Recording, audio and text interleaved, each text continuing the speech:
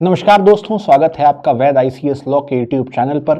दोस्तों, जैसा कि इस वक्त आपने सुना होगा कि एक विवाद आया था, एक मामला था कि जिसमें तमिलनाडु की राज्य सरकार ने अपने ही राज्य के राज्यपाल के विरुद्ध सुप्रीम कोर्ट में याचिका दाखिल की थी और ये कहा था कि जो राज्यपाल हैं ये अनुच्छेद 200 और 201 के तहत अनिश्चित काल तक के लिए जो तमिलनाडु की विधानसभा के द्वारा पारित विधेयक है उसको अपने पास रखते हैं या राष्ट्रपति के पास भेज देते हैं और लगभग लंबे वक्त से बीतने के बाद भी उस पर कोई भी फैसला नहीं होता है।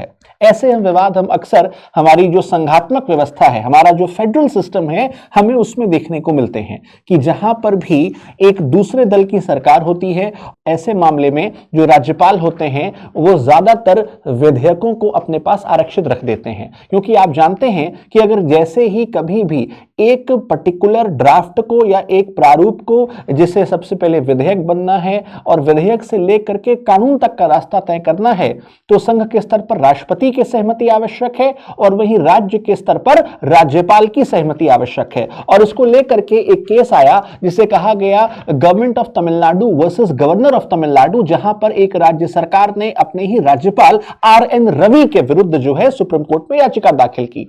ऐसे में सुप्रीम कोर्ट ने की डिवीजन बेंच के द्वारा एक फैसला दिया गया कि यदि राज्यपाल और राष्ट्रपति के पास कोई भी विधेयक आएगा तो सर्वाधिक 3 माह के भीतर उन्हें उस विधेयक पर फैसला सुनाना होगा। ऐसे में एक बेहद विवाद की स्थिति उत्पन्न हुई कि क्या देश की न्यायपालिका संवैधानिक पदों पर बैठे व्यक्तियों को निर्देश दे सकती है? क्योंकि विशेषकर जब हम बात करते हैं राष्ट्रपति और राज्यपाल की, ये दोनों ही पद एक संवैधानिक पद होते हैं। जहां तक हम बात करते हैं तो राष्ट्रपति तो संघ की कार्यपालिका के प्रमुख होते हैं और हमारे भारत के पहले नागरिक भी हैं, और लगभग राज्य की जब हम बात करते हैं तो राज्य के जो संवैधानिक प्रमुख हैं वो राज्यपाल हैं। इसको लेकर के बड़े विवाद की स्थिति हुई कि क्या सुप्रीम कोर्ट प्रेसिडेंट और गवर्नर को निर्देश दे सकता है या टाइमलाइन दे सकता है। ऐसे में राष्ट्रपति के द्वारा, संघ सरकार के द्वारा राष्ट्रपति के माध्यम से सुप्रीम कोर्ट से एडवाइजरी जुरिस्डिक्शन लिया गया, जिसकी हम बात करते हैं भारत के संविधान अनुच्छेद 143 में। जी हां, आर्टिकल 143 में इस बात को स्पष्ट किया गया है कि अगर कभी भी किसी ऐसे विषय पर जो कि जनहित से जुड़ा हो या कोई विधि का सारवान प्रश्न हो जिसका उत्तर सरकार के पास नहीं है, या क्वेश्चन ऑफ लॉ या क्वेश्चन ऑफ फैक्ट आ गया है, तो ऐसे मामले में यहां पर संघ सरकार राष्ट्रपति की सहायता से क्या कर सकती है, सुप्रीम कोर्ट से उस मामले पर लीगल ओपिनियन मांग सकती है, जिसे हम प्रेसिडेंशियल रेफरेंस कहते हैं। प्रेसिडेंशियल रेफरेंस की बात करते हैं तो इसका जिक्र भारत के संविधान अनुच्छेद 143 में है, या जिसे आप advisory jurisdiction of the supreme court भी कह सकते हैं, सर्वोच्च न्यायालय का परामर्शदात्री क्षेत्राधिकार भी कहा जा सकता है। और इसी में जब राष्ट्रपति के द्वारा कुल 14 सवाल पूछे गए, जिसमें से एक सबसे महत्वपूर्ण प्रश्न यह था कि क्या राष्ट्रपति को सुप्रीम कोर्ट के दिशा निर्देशों का या आदेशों का पालन करना होगा। ऐसे में ध्यान रखिएगा कि जब भी प्रेसिडेंशियल रेफरेंस होगा तो उसका जिक्र तो भारत के संविधान अनुच्छेद 143 में है, पर आर्टिकल 145 अनुच्छेद 145 का उपखंड 3 सबसेक्शन सब क्लॉज 3 इस बात को स्पष्ट करता है कि जब भी प्रेसिडेंशियल रेफरेंस का इस्तेमाल किया जाएगा और उसमें से किसी भी प्रश्न का उत्तर देना होगा, तो न्यूनतम जो 5 जजेस होंगे सुप्रीम कोर्ट के, यानी सर्वोच्च न्यायालय के जो 5 न्यायमूर्ति होंगे, वो इस बात को लेकर के अपना फैसला सुनाएंगे। तो ध्यान रखिएगा, सबसे पहले तो ये कोई सुप्रीम कोर्ट का फैसला नहीं है,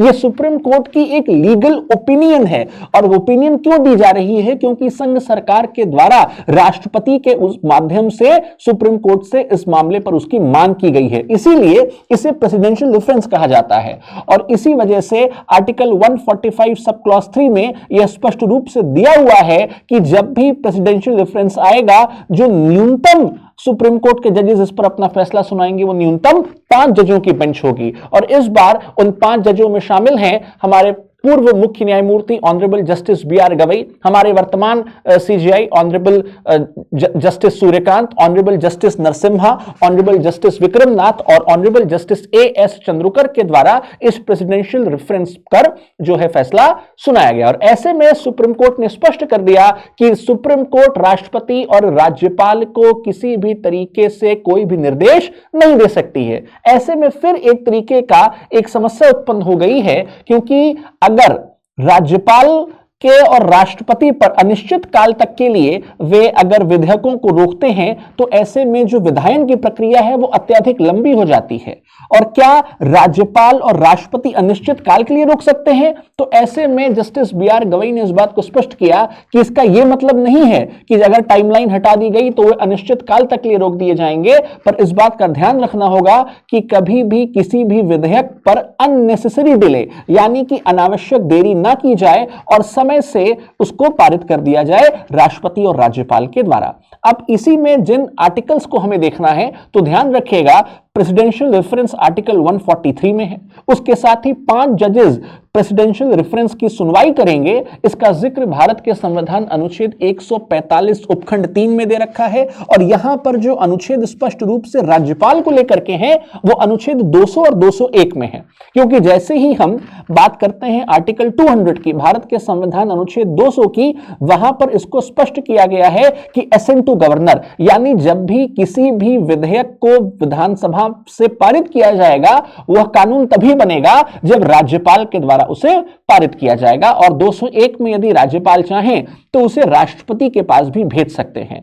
तो यही था ये पूरा प्रेसिडेंशियल रेफरेंस का मामला। अब अगर हम बात करें तो क्या इसे जजमेंट कहना सही होगा? तो अगर हम टेक्निकली देखें तो प्रत्यक्ष रूप से यह जजमेंट नहीं है, यह केवल और केवल एक लीगल ओपिनियन है। और इस बात का ध्यान रखिएगा कि जो प्रेसिडेंशियल रेफरेंस होता है it is never a judgment और it is never binding also. यह जरूरी नहीं है कि इसको माना ही जाए, पर चूंकि यह देश की सबसे बड़ी अदालत की राय होती है, इस वजह से व्यवहारिक रूप से इसे जजमेंट के रूप में ही कंसिडर किया जाता है। इसके साथ ही ये जो अधिकार है केवल सुप्रीम कोर्ट के पास है। उसका सबसे बड़ा कारण यह है कि सर्वोच्च न्यायालय हमारे देश की सबसे बड़ी अदालत है, उसे अपेक्स कोर्ट कहा जाता है। और अनुच्छेद 141 आर्टिकल 141 इस बात को स्पष्ट करता है कि law declared by the supreme court shall be valid through out the territory of India, यानी कि जो भी फैसला सर्वोच्च न्यायालय के द्वारा दिया जाएगा वह पूरे भारत में लागू होगा। तो ये ठीक उस आज के प्रेसिडेंशियल रेफरेंस के फैसले से आई जुड़ी कुछ महत्वपूर्ण बातें, कुछ महत्वपूर्ण अनुच्छेद। और इसी के साथ ही ऐसी तमाम जानकारियां हम आपके लिए लाते रहेंगे। आप फॉलो करते रहें वैद ICS लॉ।